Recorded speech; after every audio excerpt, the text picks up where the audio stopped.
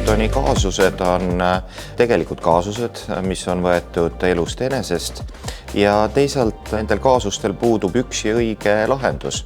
Et see sõltub sellest, mis on lahendaja taust ja eriala.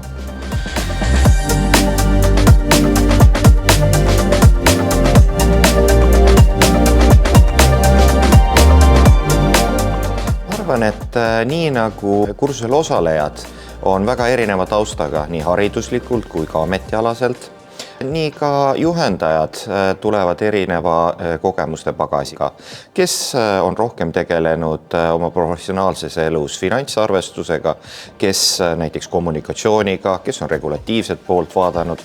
Ja ma arvan, et see võimaldab ka sellel kursusel osalejatel näha erinevaid vaatenurki ühe ja sama kaasuse lahendamisel.